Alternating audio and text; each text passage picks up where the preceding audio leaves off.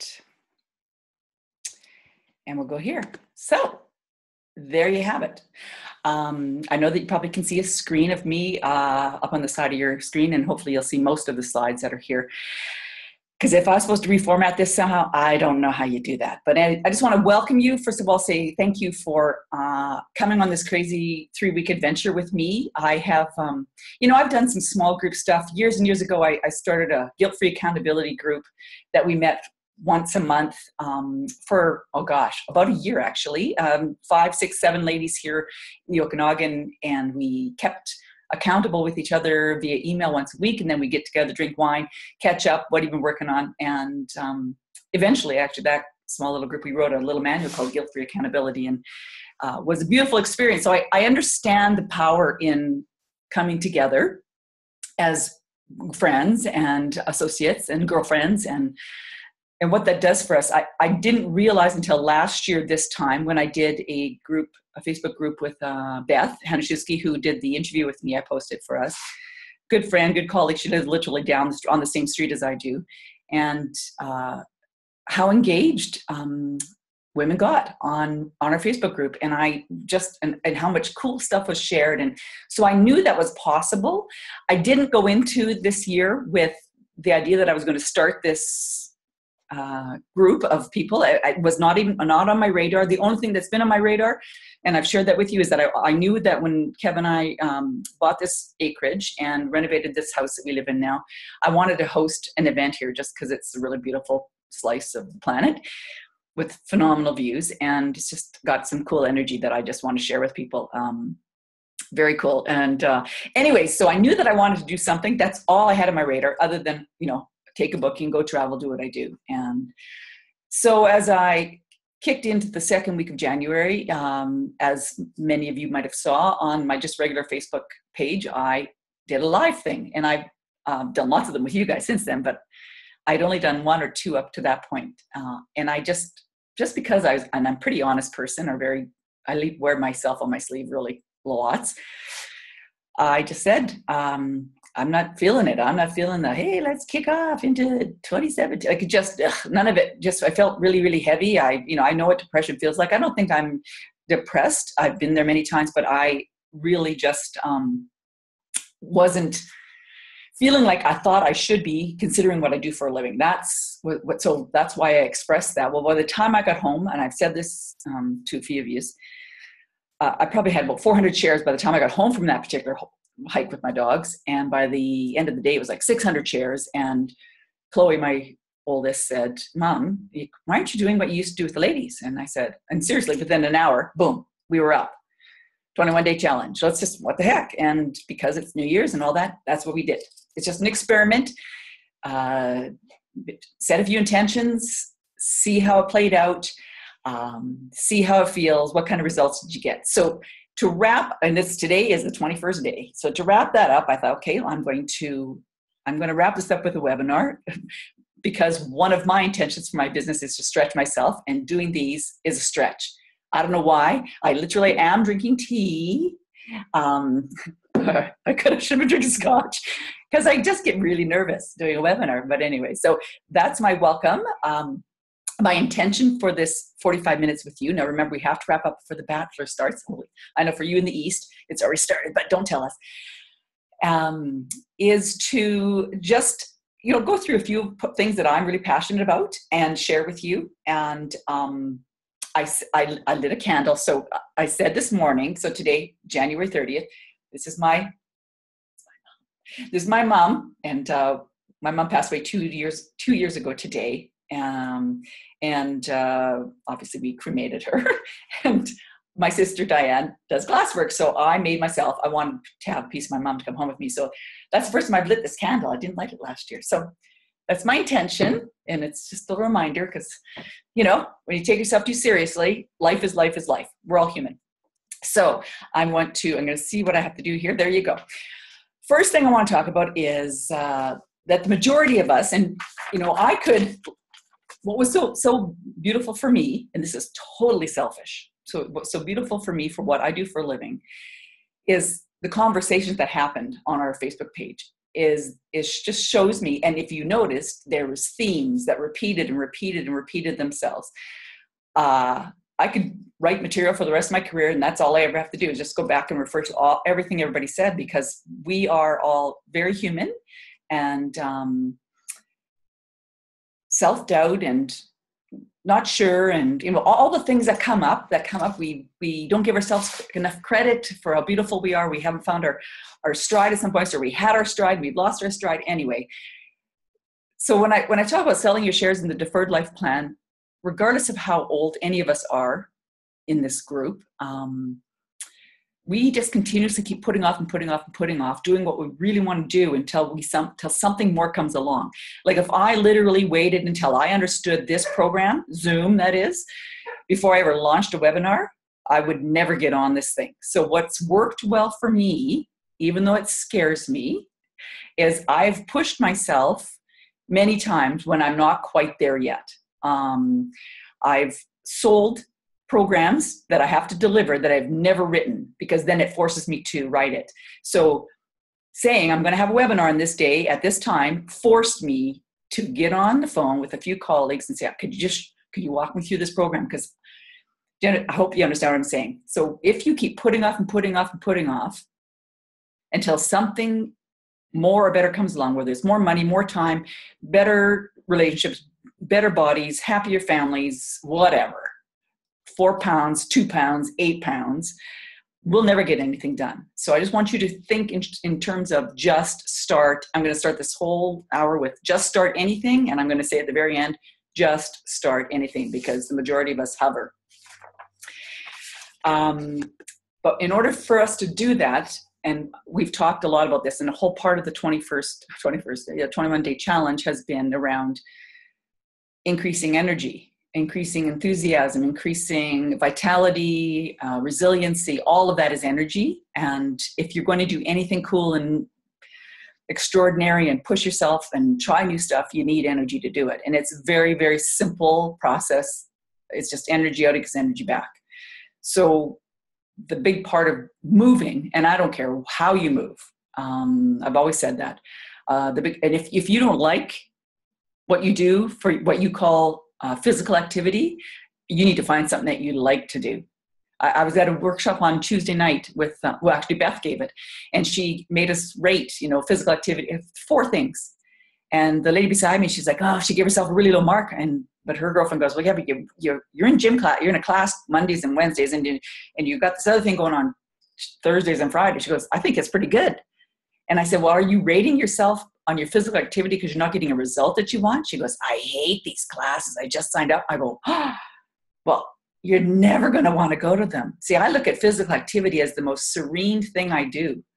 And I'm a walker. I almost said I'm just a walker. That's terrible.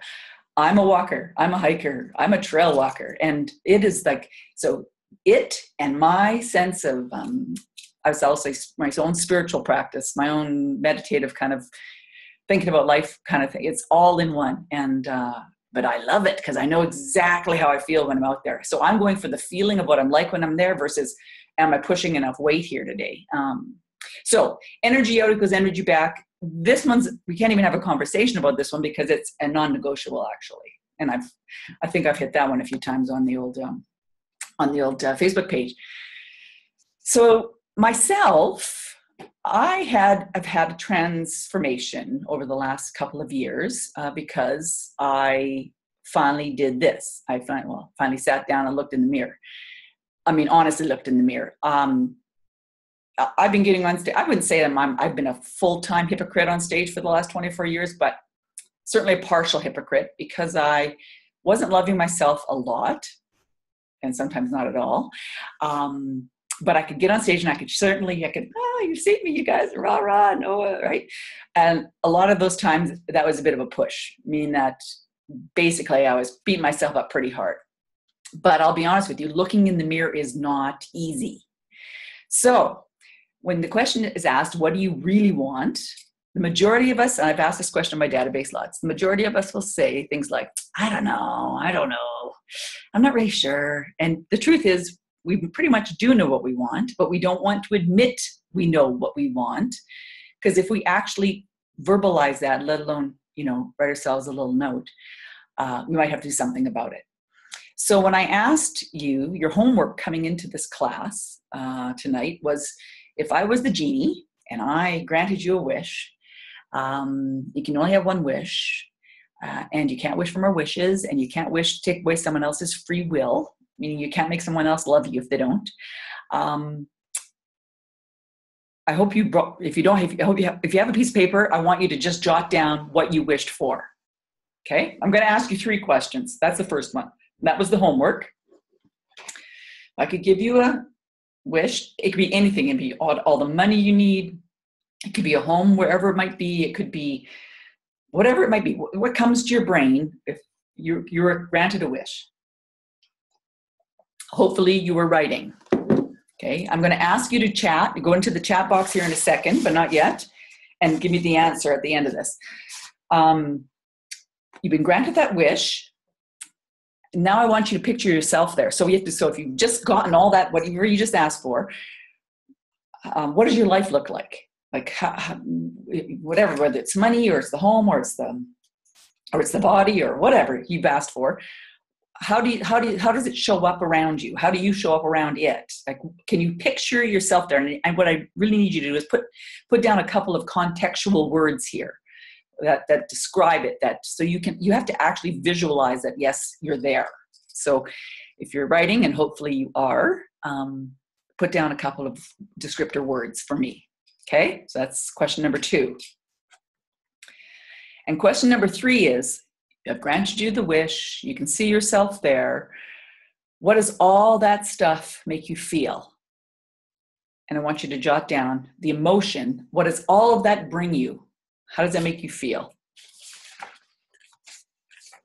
And what I'd like you to do is, in the chat box, please go in there. I'd like you to go into the chat box and share with us the word. How does that make you feel?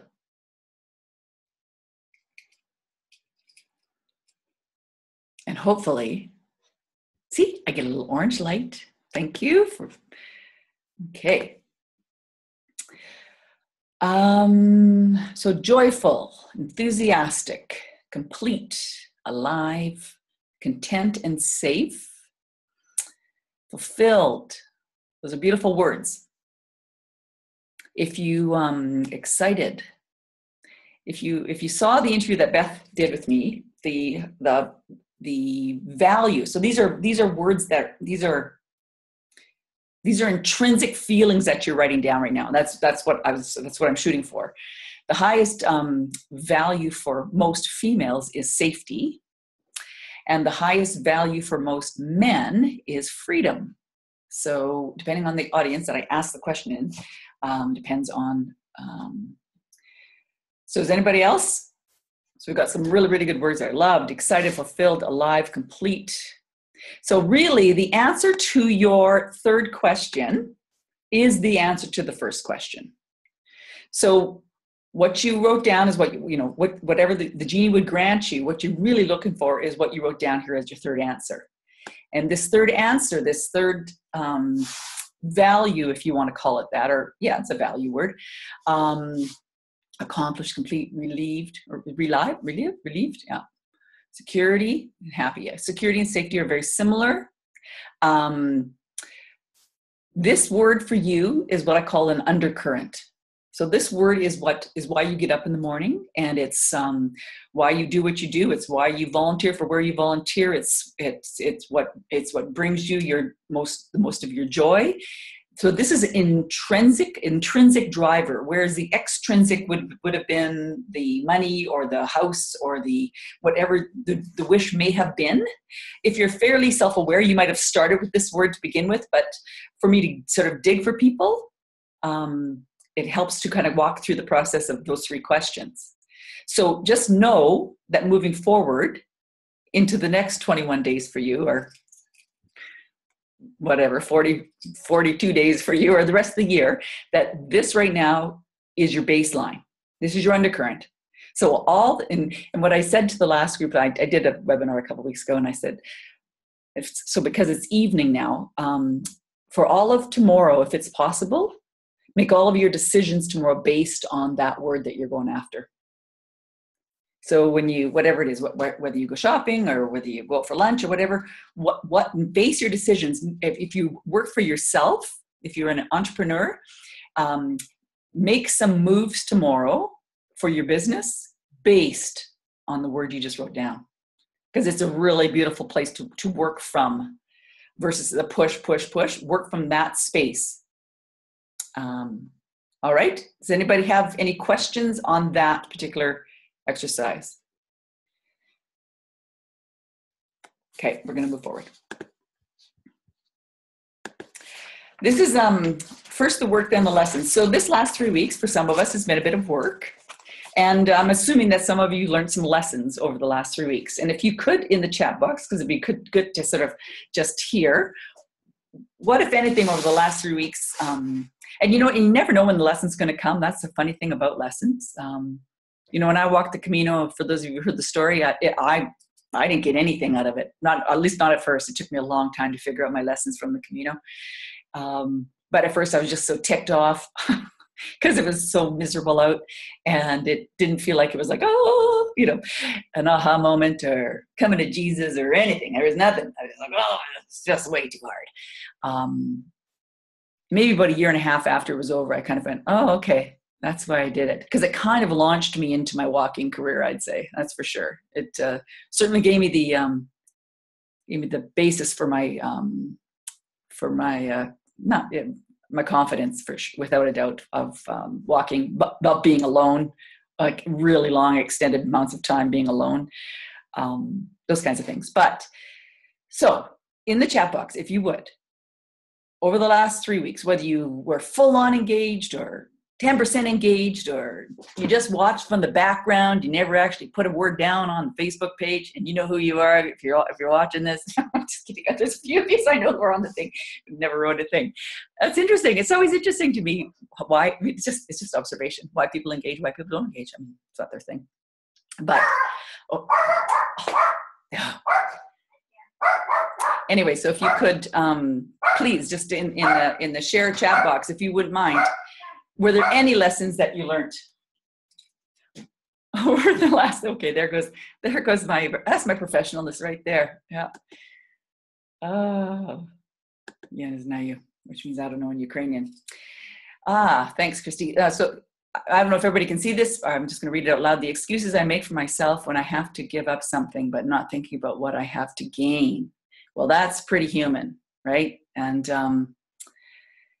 man, it would be so much easier if we didn't have to think about things of being in lack or I'm missing out or feeling deprived, and versus what you have to gain. I know. Ready to for the next goals to work towards. Is there anyone else have any thoughts? Started out strong, sabotage 2/3 of the way through. So I wonder if I'm going to talk about sabotage. I'm definitely going to talk about sabotage I've been writing lots about sabotage. I've learned how to be kinder to myself. Just so you all know how life works in cycles. You know, I've been active and athletic my entire life, and there have been lots of chunks of my life that I've kind of stopped being active, and then I get back at it again. I went for a hike the other day where I used to live, and I used to live on a mountainside, so there was lots and lots of up, and I haven't gone up in months, and I went, oh, I'm not that strong right now. Oh well, and this is what I always say. Oh well, it's always time to start again, and so. As soon as things start working for us, they tend to stop working for us. So just when you think you've got a handle on this thing, whatever that thing is, whether it's activity, whether it's how we fuel our bodies, whether it's how we communicate in our relationships, just when you think you've got a handle on it, things stop working. And so you need to have an energy shift when that happens. So instead, hopefully, some of you are saying learning how to be more, have more gratitude, to be kinder to myself. Just give yourself a bit of a break. Because if you're curious about why at 2/3 of the way through, I sabotage myself. If you're curious about it, you'll be kinder to yourself. If you beat yourself up over it and quite strong with your judgment, then we'll get into that cycle, and that does us no good at all. I learned how much I need to love myself and how valuable help, support, and connection is. Yes, Maureen, I hope that's okay that I said that. I don't even know if everybody can read this, but what I know for sure, and that's what started this whole snowball, is that whenever I put something out into the light, which I did that day, you realize, oh my gosh, I'm not the only person that feels like this. Like, that was just like, I was like so taken back. And whenever I do that, I can hover on stuff, I can pull stuff in, and I can retract and retreat and crawl under the covers, and no one will know because I'm here by myself working for like I can do all that stuff, and I do it really, really easily. But as soon as I say, you know what, I'm in a bit of a funk today. That happens lots. As soon as I share that, it's like so much support I get from whoever I reach out to. So, yes, we can read it. Okay, thank you. I don't need to read it back to you. Okay, so first the work, then the lesson. Let's keep going here. I love this quote. Everything you've ever wanted is on the other side of your fear of failure. Fear of failure or fear of rejection, to be honest with you. And I'm actually writing a 10-day fear detox right now. It is so it's incredible how much fear holds us back. No self-doubt. They're encouraging. You're absolutely right. Fear, for the most part, is it's a falseness. It doesn't even exist for the most part. There's definitely a few things that, yes, we should be fearful about, but the amount that we use fear as our reason for not acting on things we want to, and truthfully, the only antidote to fear is action, is moving into it. Susan Jeffers, who years ago, 25 years ago, wrote Feel the Fear and Do It Anyway. She says the biggest fear we have out there, the biggest fear of all people, it's not your fear of speaking, it's not your fear of death, it's not the fear of snakes or whatever, it's none of those, not fear of heights. The biggest fear for all of us is the question, will I be able to handle it? That's the biggest fear for all of us. And the truth is, you've handled everything you've ever had to handle. And if we actually believe and know that we will handle anything, regardless of the outcome, because you will, then what do you have to fear? And the answer is nothing. That's craziness. So the only antidote, the only thing that and fear, by the way, never goes away, because the more you try something, the more fear you'll have. In Big Magic, Liz Gilbert, she says, whenever she goes out and pushes for something big, something she really wants, I take fear and I put it in my back pocket and I say, you can come along for the ride. You can't play with the stereo though. You're certainly not going to get behind the driver's, wheel. But you're there. And if if you can enjoy the view, but that's it. So that we know that it's going to be there. We know that it's going to be a part of who we are in every part of everything we do. And if you want to stretch, I don't think you'd be on this call if you didn't want to stretch. It's a part of it's what we're drawn to. There's a reason why you're here, and I'm thinking that's part of it. So just knowing that everything you've ever wanted is on the other side of that fear. It's about walking into it. So before I talk about my retreat, I should just check the time. Oh, we're fine. We're good. Okay, I'm reading a book right now. It's very provocative, and I'm not even sure. I'm actually a little bit embarrassed. I'm actually going to tell you what I'm reading. It's not The Happy Hook or anything, but the book is called Pussy. The book's called Pussy. A Reclamation, written by Regina Thomas Hauer. And last weekend, I went to New York with my oldest daughter, Chloe, because she put on a 2-day free retreat called the School of Womanly Arts. There was 2,000 women in that room. That's a lot of estrogen. And the title is very provocative. That's not really what it's about, although she talks about it a little bit in there. But she talks about that if you are a woman who is turned on, when she says the word turned on, she means like you're jazzed up about your life. You're really, you're claiming who you are. A turned on woman is unstoppable. And I have to admit, like, I'm pretty liberal, open-minded, and there's lots of parts of this book that push my buttons. And when I was there, I have to admit, I was really, really uncomfortable.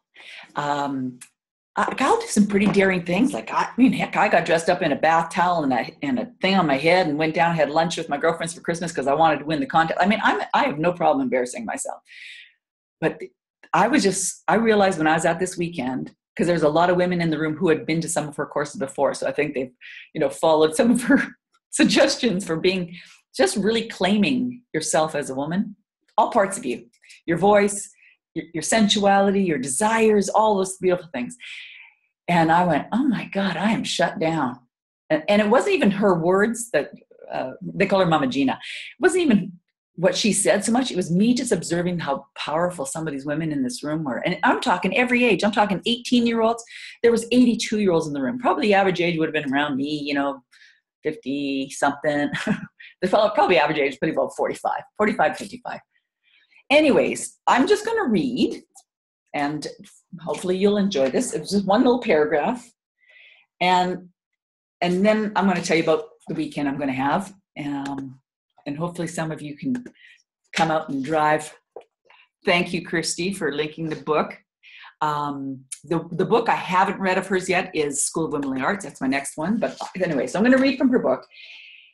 And no, it's not like crude or anything, but anyways. It says here, we will never live our legend if we follow someone else's script or someone else's roadmap. Listening to and living our desires as they were a roadmap to our truth is a way we women live our unique, phenomenal gifts. Each of us has a unique voice that the world requires. And the key to unlocking this gift is to cherish your own storyline and to stand with every fiber of your being for the significant and momentous importance of your desires. Everything you want matters. It matters deeply, and not just to you, but to everyone. We are all impacted, influenced, shaped for the better by the radiant power of a woman's desire. And that's desire for everything, not just sexually, just for everything. It's terrifying to surrender. It's terrifying to become greater, far more terrifying than staying small. It is the ultimate hair-raising adventure to toss your saddle astride the unknown and gallop into the direction of your desire. But there's no more spiritually alive way to live. So because of that, and other things, her book just, it pushed my button so much. I was so embarrassed. I took the cover off when I'm on the plane, so people couldn't tell that. I know how. Okay, what's that all about? Therein lies your problem, Linda. I can't even claim that. So for the next 4 months, I'm in a mastery course with her. Because I want to be, as I've always said this, I want to stand comfortably in my own skin. I've come a long ways, baby, in the last few years, but I don't know. I'm a woman of growth. So I am going back 3 more times. And yes, we work. And Melanie, you can see what Melanie's written there. And believe me, a lot of her time this weekend was spent on what you just said there, as a generation of women raised being ashamed of our sexuality. It is so cued into our DNA, but it's everything. Yes, our sexuality, which is extremely powerful, but our opinions, our voices. I mean, just and what's happening. Okay, and I know that we have both Canadians, Australians, and Americans on this call. All of our buttons are being pushed right now. So it's fascinating. I'm scared to death. But I'm so looking forward to this course I'm going to take. And if you dare, and I put this on our website or on our Facebook page. Yes, I'm going to host, and that's the view from my deck. A Friday night, Saturday, Sunday retreat at my home in Kelowna, which is in British Columbia. Some of you can drive 10 minutes and some of you have to drive about 10 hours and a couple of you'd have to fly. Probably about 6 hours to get here. But if you can make it, you can say his name, Trump. But I'm not going to talk about Trump this weekend, I'll tell you that much for sure when you come this weekend. I want to do some soul searching. So I want to take you on some of those beautiful trails that are out there, move our bodies. I want to have some beautiful food and lots of laughs, and get down a little bit of heart work, a little heart work, a little soul work, and have a couple of really great parties around my cabana pool bar, my cabana pool bar that's only got the foundation on it right now. And I said to Kevin, do you think you can have it done before you go to Nepal? Because he's leaving. He's leaving May 1st for a month with Josie. Anyways, so he has to have it done before he leaves, because it won't get done unless he doesn't. And anyways, I've got a beautiful yard and gardens, and you guys can help pull weeds if you want, because my gardens will be going great. Leading up to that, what's included, if you can come this weekend, is a series of 3 webinars, and I'm going to cover the essentials to resiliency that I speak about and write a ton about. And so those will be held one in March, one in April, one in May, leading up to the event. So if you come to the weekend, that is included. If you can't come to the weekend, but you would like to do the webinar series, you can see that it's there. It's $97. It's going to be an awesome.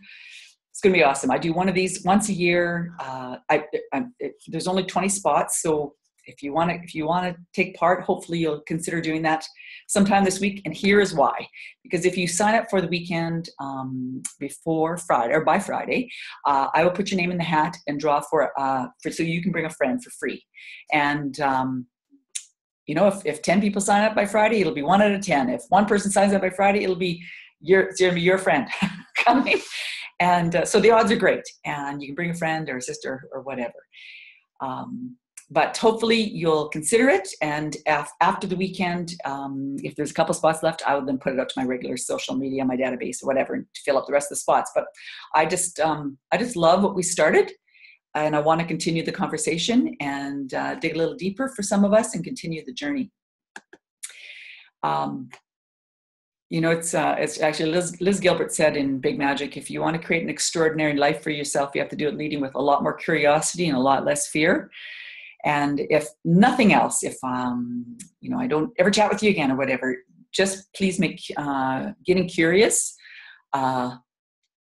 your mainstay for the year. Because if you're curious, you'll wonder more. You'll go, and when things bug you, you can go, what? Wonder why that is, or geez, why am I drawn to that, or what is it I like, or what is that? What are my desires? And curiosity is like a superpower. That and gratefulness, to be honest with you, those 2 things are really where it's at.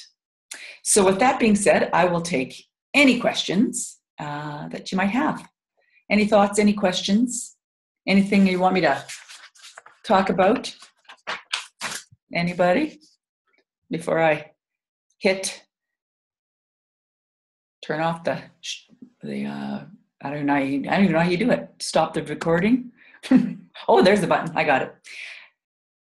If not, if you have any questions, I put a link to the weekend and the webinar. The weekend includes the webinars. If you want to just sign up for the webinars, that's all there. The link, and it's all on my page. Got a couple questions here. All right. Can you share some of what you're working on of self-sabotage? Yes, I can. So when it comes to self-sabotage, I'll just give you this. Majority of us self-sabotage when we get to the limit of what we can handle. Okay, so if you have a certain level of success that you're used to, when we get a bit more success, what we tend to do is we self-sabotage because we get uncomfortable. That's what they say. Everything happens inside a comfort zone. So as soon as we get a certain level of success and you push a little bit more, we will self-sabotage to bring us back down to a place where we're comfortable. We'll do it so subtly, we won't even realize that's what we're doing. How I used to self-sabotage myself, and that's what I talk about when I talk to my colleagues about my career, is I would show up at an event. I wouldn't even know how much, I don't even think I even know how much business I lost over the last number of years, because quite frankly, I didn't like myself. So I wouldn't show up looking my best. I wouldn't show up clear with what I wanted to get across. Oh boy. Yeah. I realized that I'd taken on some, when you get into the webinars, I'm going to go to the self-limiting belief stuff, because that's really where our bigger self-sabotage comes from. But we've all had events in our lives that have kind of, and then there's patterns that get formed from events. I just decided at a very young teenage age I wasn't going to rely on men. I wasn't going to financially rely on a guy. I just whatever. So I have created that in all parts of my life, my business, my relationships. I hold a very masculine energy in my relationships with males in my life. I never asked for help until a year ago. And last year I had the biggest financial successful year of my entire career over all the previous 5 years, doubled. And a big part of that was I went and asked for help. And my self-limiting belief, which then turned into self-sabotage, was around that one thing that I would never ask for help. Why would I do that? I would never show up trying to be more feminine than I was before. Why would I do that? And so we're going to dig into that deeper. And sabotage is just one of those, there's phenomenal content on the web, but I'm definitely going to walk through self-limiting belief systems or blind spots. Thank you, Carol, for that. And thank you to everybody. And am I missing anything? If you have anything specific that you want to email me, I'm pretty straightforward. info@lindaedgecombe.com. You can find me everywhere. Go to my site, and hopefully I'll see some of you sign up for the weekend, or if nothing else, the webinar. And so the contest is on. If you sign up before the weekend, you got a great chance of winning a free pass, and it's going to be a blast. It's going to be a lot of fun. Thank you, everyone. Enjoy The Bachelor, and send me a question if you have anything that I haven't answered. Have a great evening.